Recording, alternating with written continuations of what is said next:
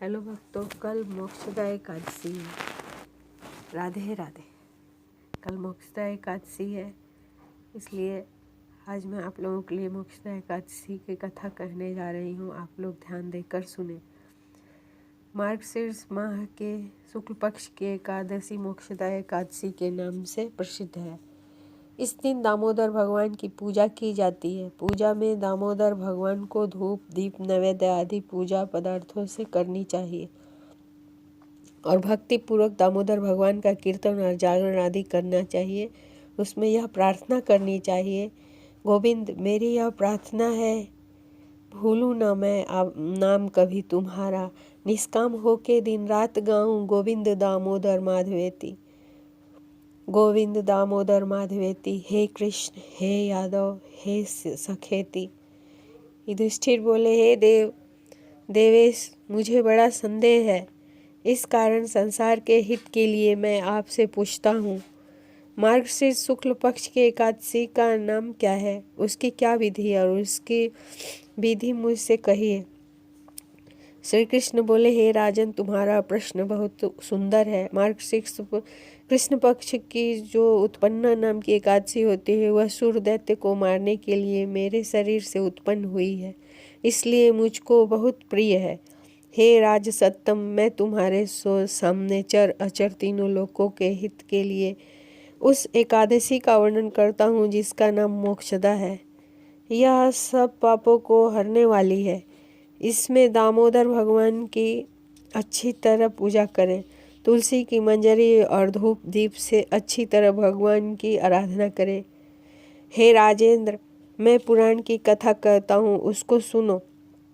जिसके माता पिता पुत्र अधोगति में हो, वे इस कथा के पुण्य के प्रभाव से निसंदेह स्वर्ग को चले जाते हैं। हे राजन, वैष्णवों से सुशोभित चंपक नामक सुंदर नगर में प्रजा की पुत्र की तरह रक्षा करने वाला वैखानस नामक राजा था। एक दिन राजा ने स्वप्न में अधोगति को प्राप्त हुए अपने पिता को देखा। यह देखकर उसे बड़ा आश्चर्य हुआ। उसने ब्राह्मणों से स्वप्न का वृत्तांत कहा। हे ब्राह्मण, मैंने स्वप्न में अपने पिता को नरक में पड़ा हुआ देखा। पिता ने मुझसे कहा कि हे पुत्र, मैं अधोगति में हूँ, मेरा उद्धार करो। स्त्री पुत्र मुझे अच्छे नहीं लगते, मैं क्या करूँ। हे ब्राह्मणों, जिसके द्वारा मेरे पूर्वजों की मोक्ष हो जाए, ऐसा दान पर्वत दान व्रत तप योग कुछ बतलाइए। जिसका पिता नरक में है, उस बलवान पुत्र के जीवन से क्या लाभ, उस पुत्र का जन्म वृथा है। ब्राह्मण बोले, हे नृप, यहाँ पर्वत मुनि का आश्रम पास में है, उसके पास आप जाइए। वे भूत भविष्य वर्तमान सबको जानते हैं। वह राजा उसका वचन सुनकर मुनि के आश्रम में गया। वह आश्रम शांत प्रकृति के ब्राह्मण राजा प्रजा और मुनीश्वरों से सुशोभित था। राजा ने वहां जाकर पृथ्वी पर साष्टांग प्रणाम किया।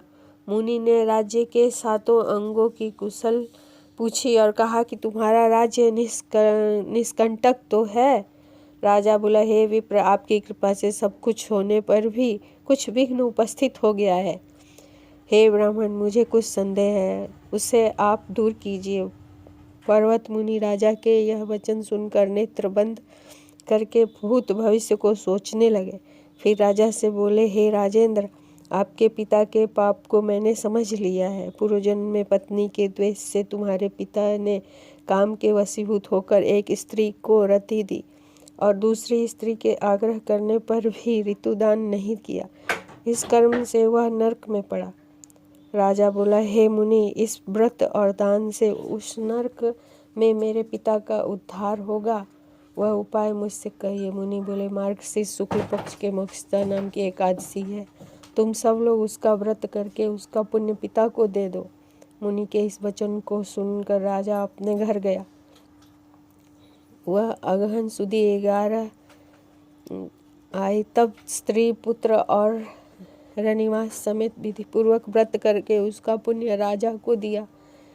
वैखानस का पिता स्वर्ग को गया और आकाश से स्पष्ट शब्दों में राजा से बोला, हे पुत्र, तेरा सदा कल्याण हो। यह कहकर वह स्वर्ग को चला गया। हे राजन, इस प्रकार जो इस मोक्षदा एकादशी का व्रत करता है उसके पाप दूर हो जाते हैं। बोले विष्णु भगवान की जय।